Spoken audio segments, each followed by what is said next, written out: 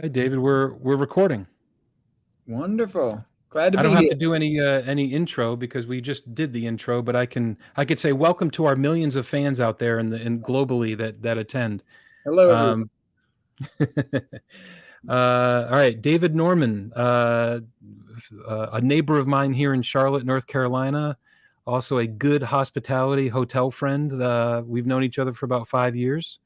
Um, and we're doing this week, my brother and I, Matt, we're going to be doing a live event podcast Thursday at 3, which we do every week. But this week is special because Hilton is having their national conference in Las Vegas, where you are right now, right? Correct. It's very exciting time to be here. I think they're expecting 12 to 13,000 people from Hilton to be on hand. It's going to be just a great collaboration and celebration. It's the first time uh, a lot of these people, the hotel leaders, have been together. A lot of times it's the first time they've been together. Just been so much, uh, change of leadership and opportunities that have come about since COVID. So this is just I think we're just one massive celebration to bring several brands together, sales leadership, operations leadership, and then a lot of representatives of, I believe the entire brand performance support team is here. I mean, like a lot of corporate representatives are here as well. So what better place to do it than Vegas to have just a big party? So, it's wonderful. They, Got in the day early so I can get some rest in and ready to rock and roll. so this is for the brands that they call focus service or all suites. And so what brands are represented there? Like general managers and directors of sales at the property level, and then all the brand people and management company executives of what Correct. brands? So you're looking at for the suite side of things, Embassy Suites, Home to Homewood, and then on the focus service, you've got True, Hampton, Hilton Garden Inn. And then, if there are any Spark representatives out there at this point, they're going to come. And then There will be soon. There will be soon. exactly. And then Wink, wink. Project H3 is going to be kind of ultimately in that same realm once they get their foot started. So, Yeah. but basically, uh, representative and the operations side, hopefully a GM. If they can't make it, then I think an operations manager or somebody on the manager side of the operations team, and then the sales leader. And if the DOS isn't there, or if there is not a DOS, and the sales manager, somebody there, and then you'll see a lot of corporate management side come in as well, just because if they're not able to make it themselves, a lot of times they'll bring in a corporate representative on their behalf to do that. But then all the global brand heads are here for the respective brands that I just mentioned, and yeah, it's a great scene. And this is my 20th year anniversary of my first Hilton conference. I was a general manager at a Hampton Inn in Dulles, working for BF Saul. And I always mention BF Saul because they just gave me so many opportunities in my life and career, and they're a great company. So they gave me my first opportunity to be a GM, and I had no idea what a brand general manager or brand conference was like, and they had it in Memphis that year, which back then that was Hilton's home headquarters, right? Before they moved to the DC. I know they still have a presence there, but we got to visit the headquarters. We stayed at the one of the, I think it was still in operation, but we actually saw they gave us a tour of the first Hampton Inn that ever opened in Memphis. And unfortunately, I think it's no longer a Hampton Inn, but it was the first one, and it gave so much pride because I was there with people that I had only known by name, like with Hilton particularly, and then we got there together, and I'm there with like whatever 150 other general managers and directors of sales, not 12,000 like you have in Vegas right now, but it was a smaller one. And it was so cool seeing the name tags of people that I had been getting emails from like Hilton corporate and getting through all my training, and then I get to see that person in person. And so now you're in Vegas with 12,000 of those people. You've been with Hilton for a while, so or affiliated at least with Hilton. Uh, do you see old friends that you haven't seen in a while, especially after COVID and all that? Absolutely. I've been in hospitality really since '07, and started representing Hilton properties and affiliated with them since 15.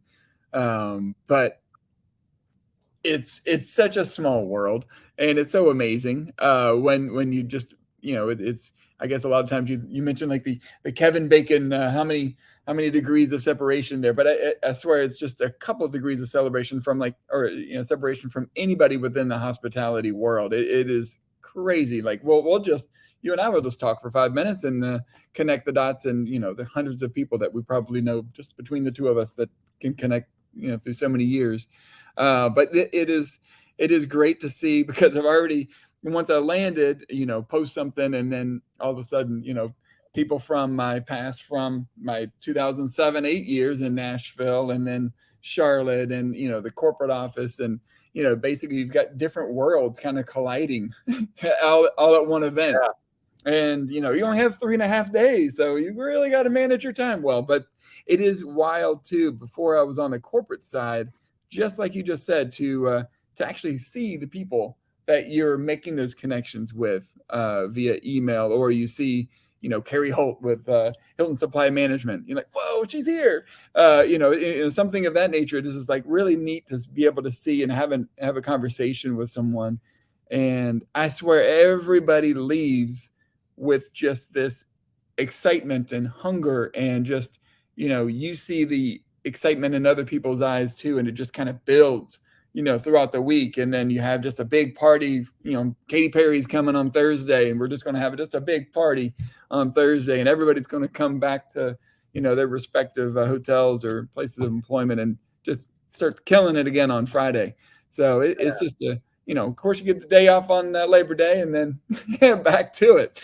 But it's just great to see the collaboration of so many different levels of friendship, and of, I guess, comradeship throughout the years, all kind of come together. And people you don't even think about. You're just like, completely, like, I'm sorry, like it's been years. Like, what is going on? Like, you just, yeah, it's like people you won't even like think about. Like, they'll just pop back out into the limelight, or maybe they're on the Marriott side and they'll come over to the Hilton side. So, yeah, it is a wild and unique Right. time. Sometimes they come over for the first time at a Hilton conference when they've been with Marriott for 20 years, or Right. maybe an independent hotelier that's been that just recently came over to Hilton, and they're there. And so yeah, so many different perspectives, and plus you're in Vegas, which is a melting pot in itself.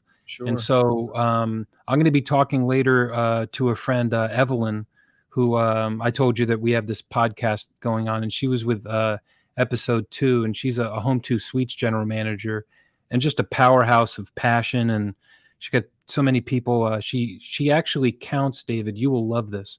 She counts the people that she promotes, and has counted for 10, 12 years since she's been a leader.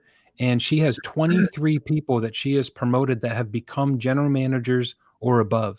Oh, that And is incredible. yeah, man. And so, and she has 60 as a number that she wants to get to. So I had never heard of that before. I think that we all kind of, LinkedIn helps us stay connected. But For then sure. you got these conferences that happen once. I wish they would happen every quarter, but they happen at the very least once a year. So Evelyn is there, and I would love to introduce you to her. I'll send you. She'll find you. Believe me. I'll just Yeah. and you will find her, because Look for the she's tall, lanky guy walking around with the yeah, that's the right. Hampton tag on. Get your name tags, and yeah. So it's a and plus there's the educational part, right? So there's the excitement, not only the excitement of being all together, it's the you learn a lot more about what the brand's future is over next year. You learn about, like you said, Spark.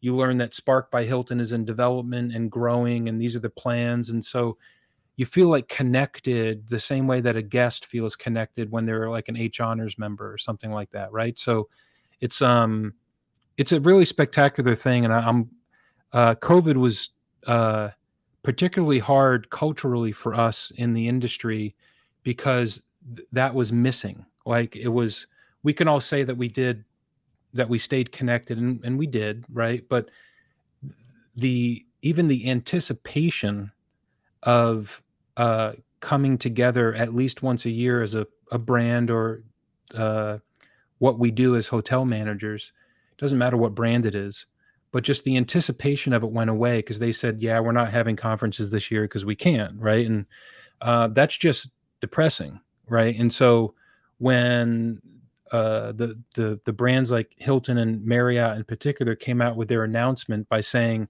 we're going to start doing quarterly Zooms, we're going to start doing these different things, and now you're there, and they've been doing now the annual conferences for all the brands for a couple years now. So that's really good. So now I shared with you what I've been working on for the past year, and that is to I've been connecting with high school students, mostly here in North Carolina, but really nationally through the organization DECA has been very generous for me and Hospiamo to be involved and to sponsor some of their students and stuff. And so even this interview that we're recording right now, David, I'm going to be recording the one with Evelyn later. I share the podcast. I got a couple apprentices from the program that I'm coaching. One of them's a finance and wants to be an investment banker, and he doesn't necessarily want to own a hotel. But I said, investment bankers have awesome careers in hotels. It's real estate and it's operations. It's business, and so we're talking about all that. So the concept of learning and education, we together and our entire industry, I think over the next 5 or 7 years, have such a great opportunity to share the awesomeness of being, just call it a hotel manager, or even a front desk agent, or a chief engineer at a hotel. It allows you such an opportunity to go to Vegas, see friends, have fun, come back, you get re-energized, and then reconnect, and then do it again. And I think from what I was saying about it being depressing, during the pandemic, we always have depressing times. We had 9/11, and we had the recession. 2008. Sometimes things happen that you have no idea about that become a little bit depressing. And I shouldn't be using depressing, but just uh, uh, overcoming adversity, I guess, probably in our industry. What you're doing, you're in Vegas, you're seeing friends, you're learning. That helps. Well, let me ask you, does this help you get over some of the adversity that you may not even see coming, on those tough days that we have? I think what it is yes, to a number of degrees. I think first and foremost, I mean, you did mention the educational component, which I guess I kind of dodged as we were talking, but there is a very healthy educational component talking about the new strategies, kind of what we're looking at, as far as, new implementations as we're getting back to a more regular housekeeping schedule, and, how we're updating, some of the models, just to not to use too many hotel jargon words, but looking at gin and salt as far as guest satisfaction, and being able to really be able to dive into that to ensure we understand exactly what is making the hotel tick and what is the guest looking for and what makes that exceptional stay, and turning those 7s and 8s into 9s and 10s on the salt score, which is really, I mean, all we're geared for. So I think being able to kind of get a better idea of where we are, where we're going, so that you have that education piece of it. And then also, when you're collaborating with all these people, you've got a support team, and some hotels are doing it better than others. So find out who, there's always somebody doing something better, and there's always somebody with some knowledge. And, you you yourself have great capabilities and capacities that you're not necessarily aware of. And sometimes it takes somebody asking you, hey, how did you just get to where you are? You're like, well, I didn't even take a minute to stop and look at where I am. And, I think it's something like that to say, hey, you're top 5%, with guest satisfaction at this moment. Like, whoa, what are you doing at your property to get your numbers to that point? And then that's when you can kind of help and educate other people. And then, well, our salt is good, but we need some help with QA preparation. I think this is an opportunity really to make those connections and those contacts that you can lean on in times like this. And I think also to really identify Hilton is an absolutely incredible company. Incredible. I mean, as far as so many opportunities, but then also so much value as far as like the tools and the resources go. And I think another the threefold piece of my response is to really get to understand what Hilton has to offer.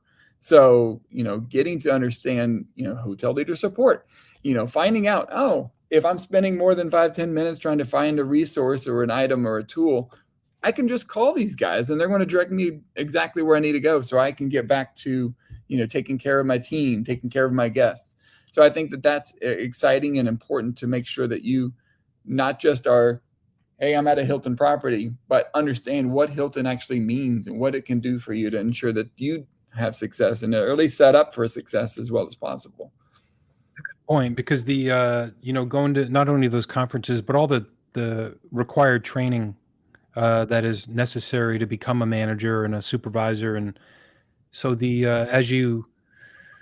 I bounced around a lot in my career. I was with Marriott and then Hilton and then IHG and then Choice and Wyndham and Hyatt and even Starwood, and then I went back to Marriott. And I didn't know that I was doing it, but I was learning systems, right? I was learning different systems, and even with Hilton, do they still have 1-800-HELP? Is that still It is around? that's When they came out with that, I was a first time. I don't think I was a manager, GM yet, but they came out with that, and I was learning the new. Well, not new. I was learning System 21, which eventually became OnQ, which now is PEP, right? And I had a lot of people around that were asking me questions that I didn't know, and I was a young manager, and so I really wanted to have those answers and like let them know that I was able to help them. And then they came out with 1-800-HELP, and it was just like you said. It was like you can just call someone and they're going to give you the answer like very quickly. And then it's a lot of them are systems related, and so being able to stay connected on these different systems and these levers that you can pull from a like when you're at that property level, it's just awesome. And you learn about them at places like this, right? Yeah. And that's really what this is all about, getting to, I think they tried to identify what is the key ingredients, what is everybody looking for? What is, what do y'all need help with at this point? They've got a couple, I've got my handy dandy little folder here that's going to kind of walk me through all my courses that I'm going to be taking throughout the week. So I think it's exciting to, there's brand huddles that are specifically focused on each respective brand that's here, telling, individuals about exactly what's going on in your specific brand.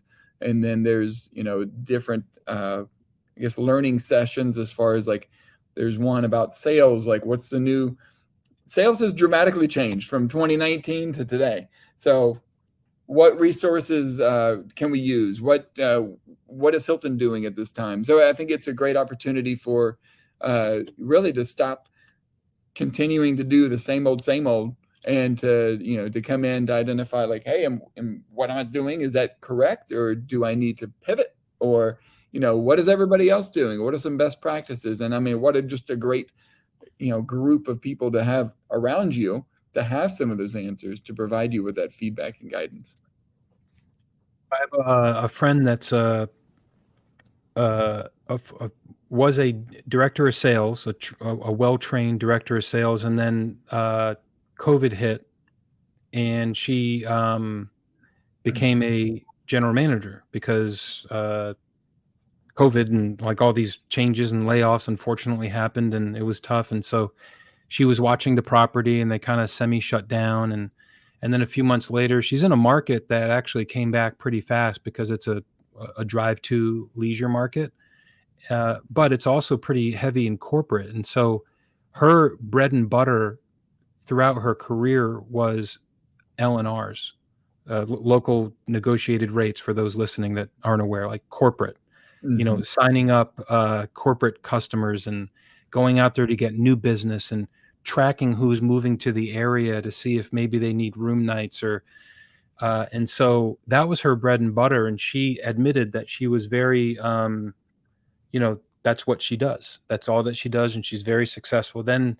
she was overseeing the property, and then business started to come back, and it was good for a little while because it was back to where she had a great brand, and so with a great loyalty program, and so guests just started coming, and they started paying more money, and so then things flattened out a little bit. And I just had the conversation with her a few weeks ago, and she said the last 7 months, as you just stated, David, it's the concept of sales and marketing in the hospitality business has changed so much, and it has to do with that changing of segments and where people are traveling. So you meant, I hate to put you on the spot, but you said it has changed so much.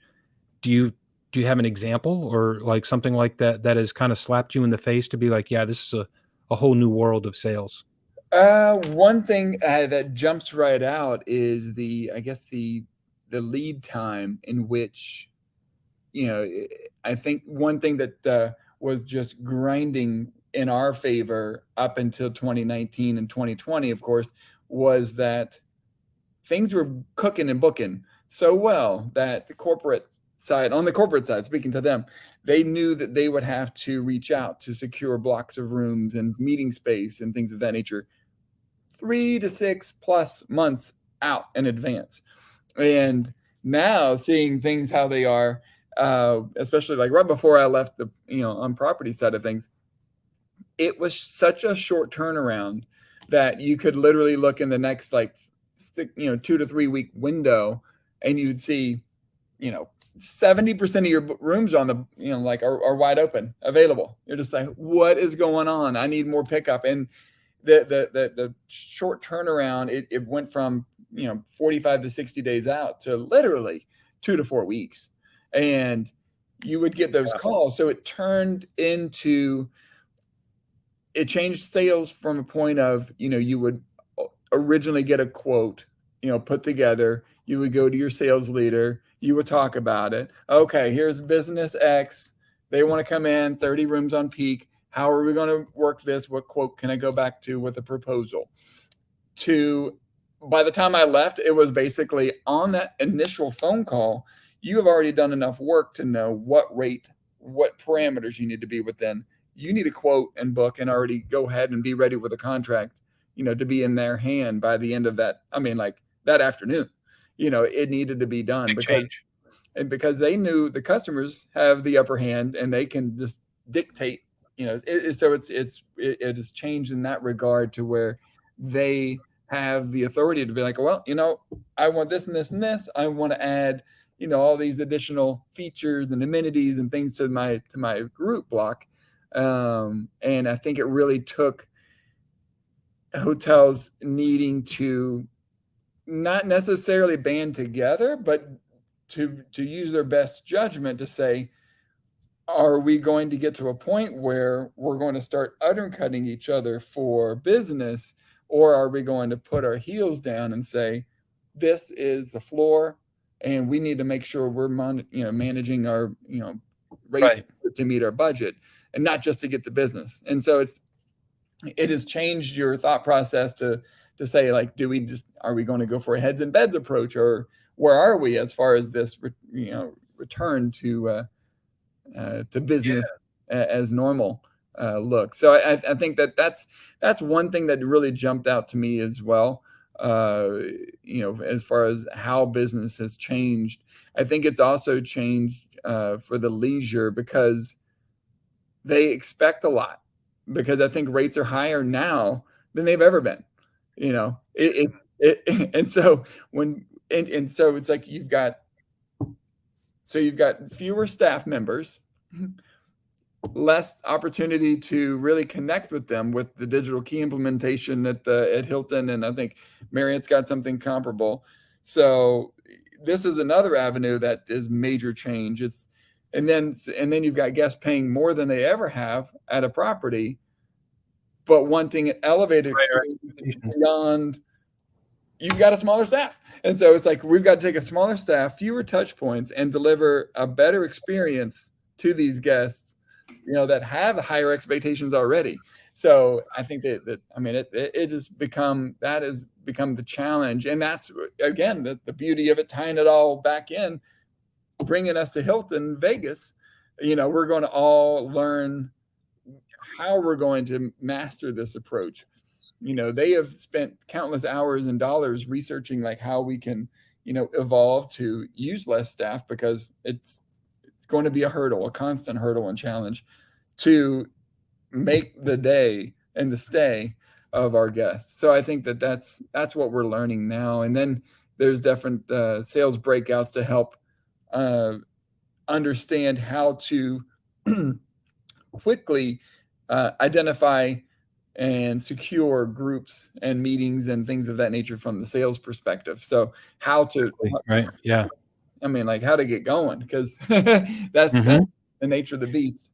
Right. It kind of identified some of the unnecessary slowness of our industry sometimes. I mean, it was like, keep doing what you're doing, you're going to keep getting what you're getting kind of an attitude. And like that whole sales process of writing up a BEO for something that just wants free breakfast or something. And yeah, it's yeah, I like how you tied it back to the conference there in Vegas, because you can empathize with each other. You could talk about best practices. You could see someone that is receiving an award to be in the top 5% and reach out to that person and be like, dude, I need some help.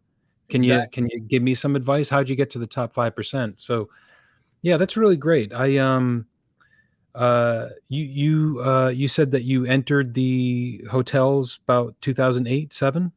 I don't think I noticed. How did you get into hotels? Funny story. So I think, like a lot of people, and possibly listening to this phone call or the interview,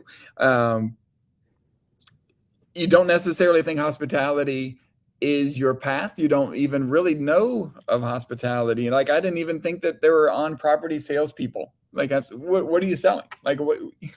So like when I was bright-eyed and bushy-tailed out of grad school, my main direction was to go into a marketing and advertising firm. And you try to line, I mean, like even all your parents and all the people that you lean on give you the guidance to try to have something kind of lined up as you graduate, like maybe do like an apprenticeship or something of that nature, and then have something lined up so you're not sweating right when you graduate, and you're looking for an opportunity. So at least have an idea of what you want to do, maybe connect with a couple employers that you're interested in, and then maybe see if there's an opportunity for the internship or an apprenticeship.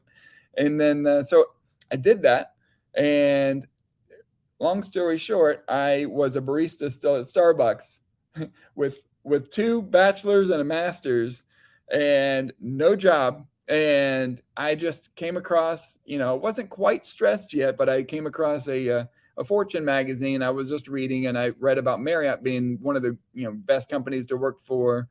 And I thought, hey, I'm just going to, just in the meantime, I'm going to just get a job with them. It seems like the right place. And this is just to age myself. I was looking in the newspapers for a for a job, and found one. Marriott was, they had it in the classified section, and interviewed, and I got the job selling corporate extended stay with Marriott Executive Stay, and that initially got absorbed by Oakwood. But yeah, that was tough gig. So I started that in March of 07. And then from there, moved to Nashville and started with the Courtyard Residence Inn in Brentwood, and then on the corporate managed side, and then in 2008 joined the forces at Chartwell Hospitality and opened a Courtyard Residence Inn in Franklin. Yeah, but then from there I opened a Hilton Garden Inn in downtown Nashville, and about a year and a half into that, I saw an opportunity to come back to Charlotte and open a Garden Inn and Homewood Suites in beautiful South Park in Charlotte. That's where we met. That's where we met when you came here. Yeah, so that's cool. It's a similar path that people take to get in with one brand, and you realize that you're not talking about inventory that's like sweaters and sneakers and selling and marketing. You're talking about inventory. We affectionately call it perishable inventory because it dies every single day. A guest room, if you don't sell it, you can't sell it yesterday, right. but you can sell it again today. It's there, and that's the beauty of it. It's also the risk, right? And so, but you learn the basics, and then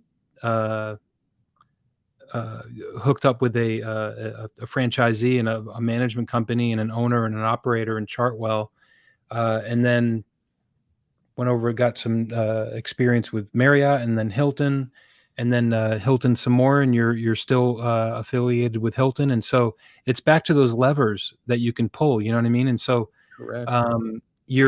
You're personifying, and we'll finish up here, David. I know you want to get down and maybe play some bets at the roulette table, but you're a personification of, I'd say 95% of the people in the industry that have found it and fall in love with it and keep coming back because of the relationships, because of the trust, and because of the things that you've learned. And I think it's a fascinating story to tell and to hear. People in the business might be like, oh, he started with Marriott, went with Hilton, went with Chartwell. Yeah, I did the same thing. But for people that are outside the industry or young, maybe that haven't worked a lot in high school and such, that's new to them. And so just like it was new to you to go from, Starbucks to be like, yeah, I'll try out Marriott, and realize that, oh, you are selling experiences. You're selling Absolutely rooms, guest rooms. These people are staying up there for 24 hours there or more. They're not just coming in to get a grande latte, right, and then leaving. These are experiences and a deep level of responsibility for what we do by literally taking care of people when they're away from their home, right? And it's a beautiful thing. And so now Vegas and Hilton and all these brands are taking care of you when you're away from your home. So I will give you a shout out and some appreciation for being my partner and neighbor here in Charlotte. It's a beautiful place for hospitality. But anything that you learn out there in Vegas, please share it with the world, and we will do this again. And maybe I would love to schedule something, one of our live episodes, where you tell us about your experiences recently with Hilton and the things that you have going on in your career. Wonderful. Well, I really appreciate the opportunity, and yeah, definitely we'll keep you posted on hopefully all my winnings. That's right. Bring it on back. We'll go buy a hotel together and start our new brand and have like an annual conference, so. Absolutely. All right, man, I'm going to stop recording here, but thank you very much. And thanks for everybody.